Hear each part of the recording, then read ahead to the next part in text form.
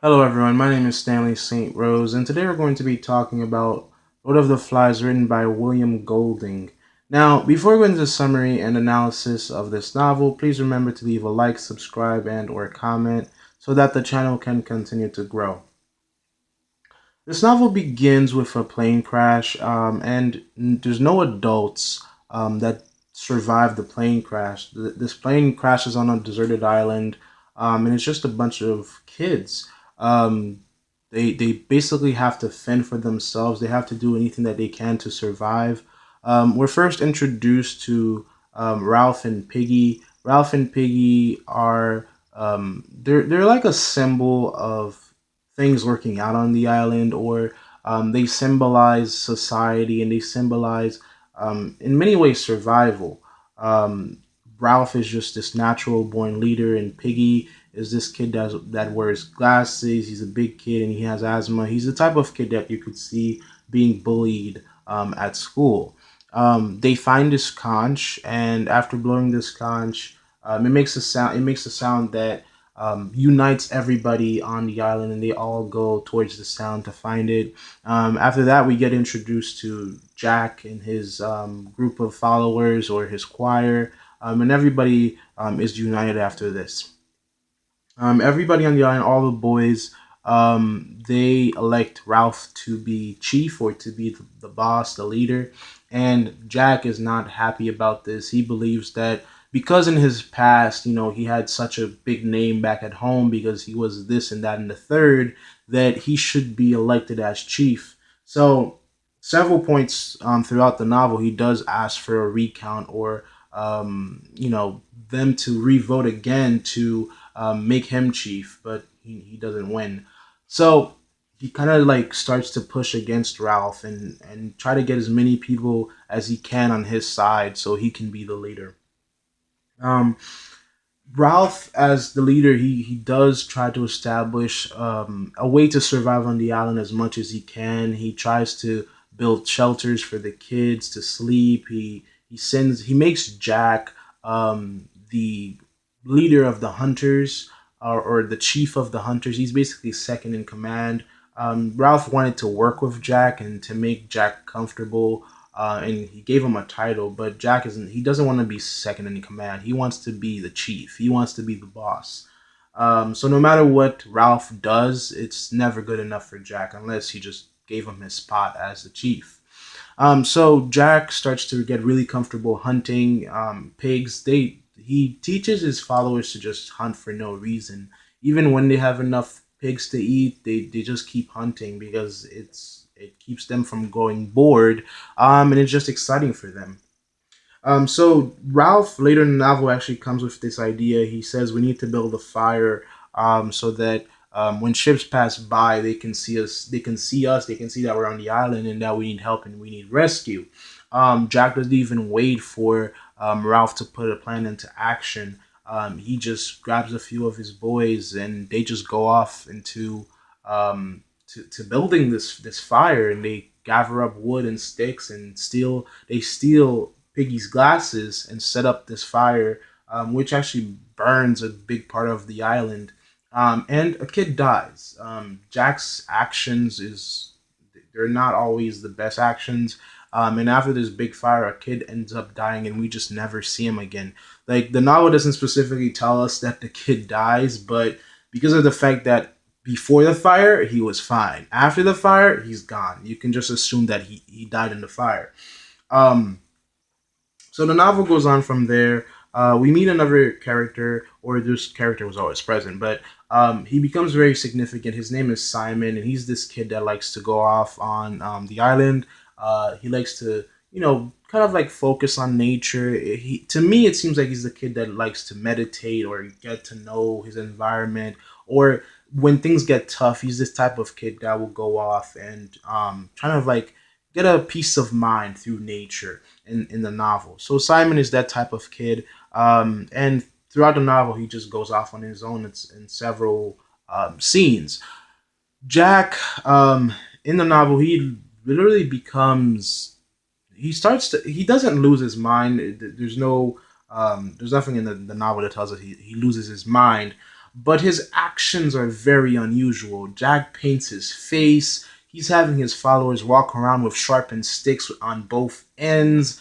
They're chanting, they're doing all this and that, and they're playing like they're killing pigs, getting dirty in the mud. They're not bathing, and there's pig's blood everywhere, and it's just starting to look horrific and appalling. And they have this chant where they're screaming, "Kill the pig, slash its throat, spill its blood." So it becomes this very dark and horrific part where Jack just loses. He just seems like he's losing his humanities, and he's becoming more of a savage as the novel goes on.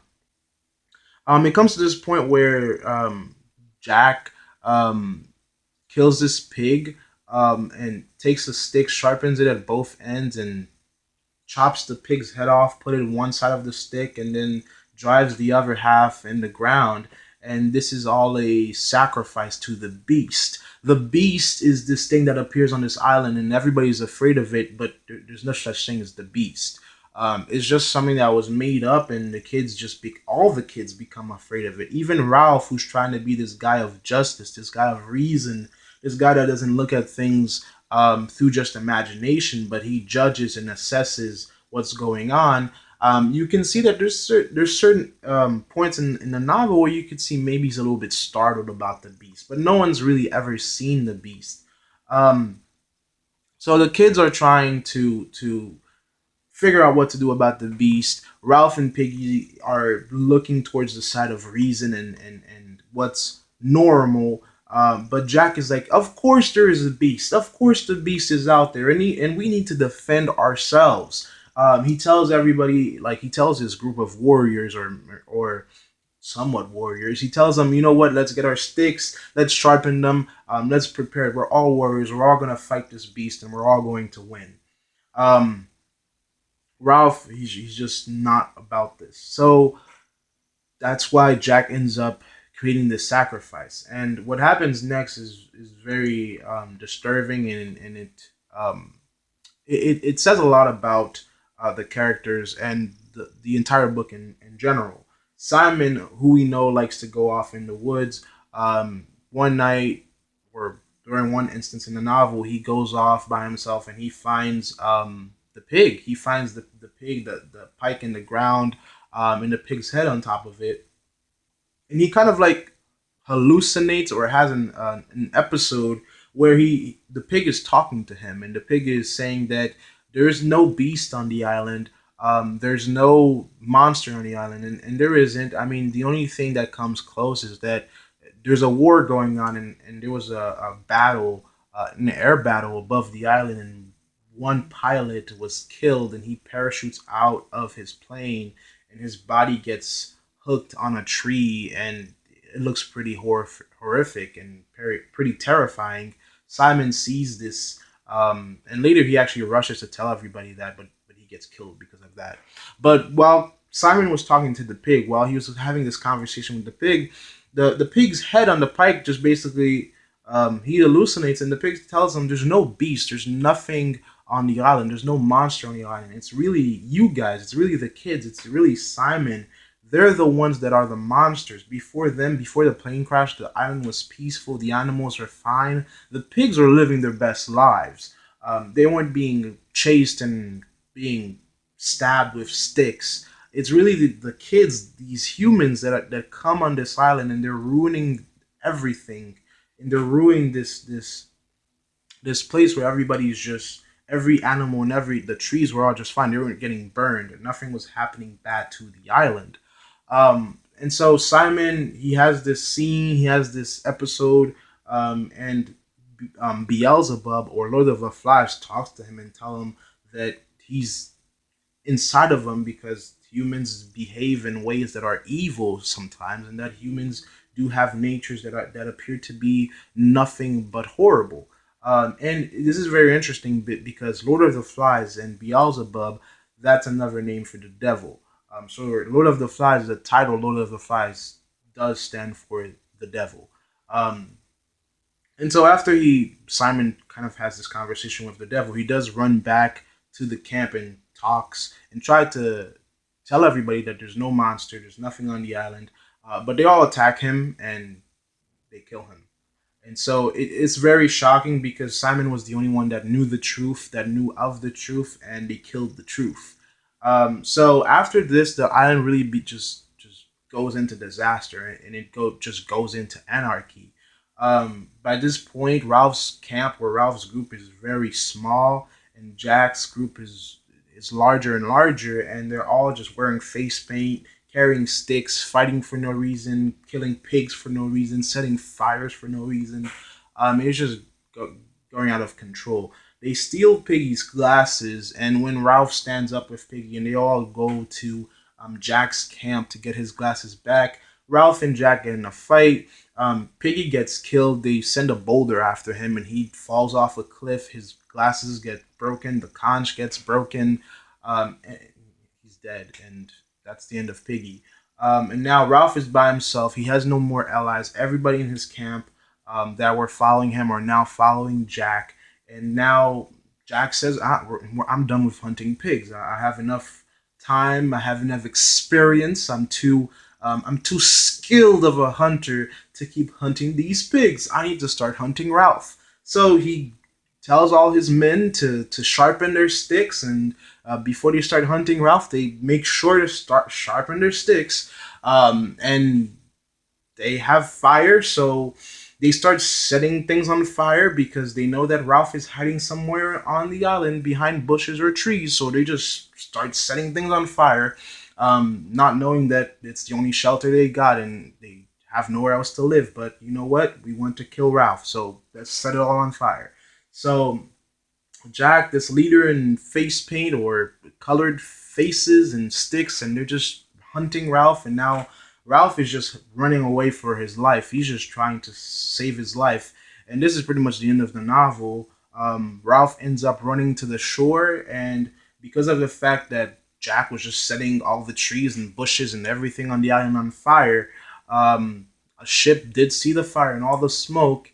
And when Ralph runs out to the beach, there's a naval officer standing there, and Ralph just drops down to his knees and starts crying. And then when Jack and his group of soldiers or hunters catches up to him, they see the naval officer and they all start crying too, and they all just, I guess, start crying.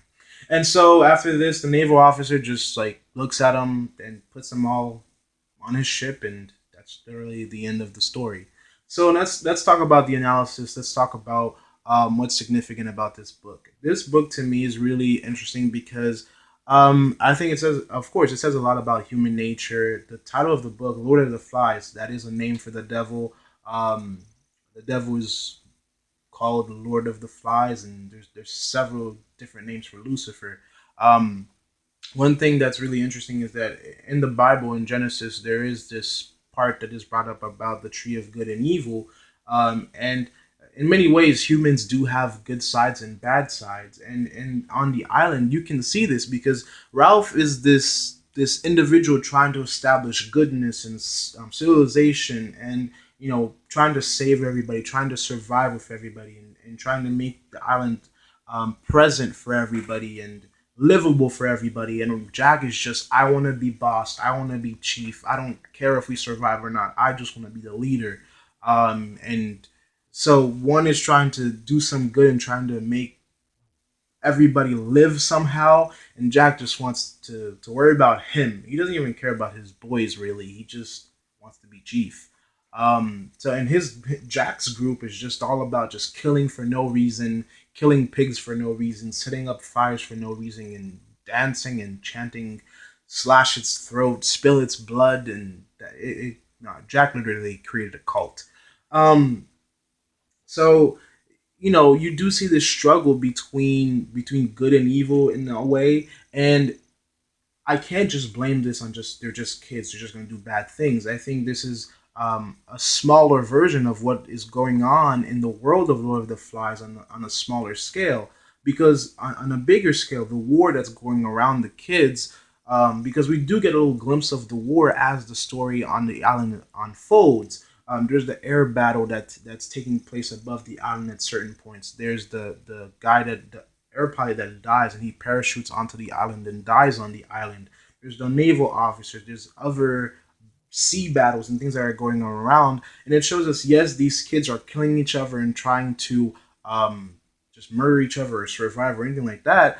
And the adults are doing the same thing too. I mean, the adults are not presented to be better because in this war, it's just senseless killing for anything really. And it's the same thing that the adults are doing in their own bigger world as these kids are doing in their own smaller world. So there's no difference. It's just somehow the way that the adults do it, it seems to be more cleaner, more advanced, more mature. While these kids, it's a lot more disgusting and dirty with the dirt and the blood and, well, I guess human war is the same thing too. So you do see this novel when it goes when you read the novel. There's this descent, right? Everything is descending into madness, into chaos. Everything started off well. Everything started off orderly. People were getting food. People were finding places to sleep and water to drink. But by the end, Jack is just going mad. He doesn't go crazy as in the textbook definition of crazy, but his action with his boys and the face paint and the blood just makes him just everything just goes into anarchy. And that has a lot to say about how humans act sometimes and how we have differing side and how human nature can become quite savage like if we allow it to, as these kids allow it to, when there were no authority figures and no one to watch them. So that's what's really interesting about Lord of the Flies. It also, from my perspective, I think it does say a little bit about religion too, because I think religion, for the most part, you do see humankind trying to be good through religion. For the most part, religion is trying to be all types of religions around the world. They're trying to be peaceful and trying to help people make good moral choices and all of that. But you do also have people that are killing and for no reason and just because they like it. Because I mean, that's what Jack and his boys were doing. They were just killing pigs and setting fires just because they didn't want to be bored. So there's a lot you can learn from that too. There are some gray areas. It's not just black and white because Simon was killed by both Jack, Ralph, and Piggy. All the boys killed Simon. So no one's really innocent here. No one's really perfect here. Um, you know, although Jack was just wanted power, he did feed people because he was hunting pigs. So no one's innately or just entirely bad, because Ralph has some blood in his hands too. So does Jack, and so does the other kids. So no one is perfect by the end of the novel, and no one is innocent by the end of the novel. Even the naval officer, he was trying to kill his enemy while he was rescuing the kids. So there is no perfect line, and that says a lot about human nature and our world. So that's really my take. That's my two pennies worth on Lord of the Flies. It's one of my favorite novels. I hope you guys like the summary and analysis. Please remember to leave a like, subscribe, and or comment, and I'll see you guys in the next video.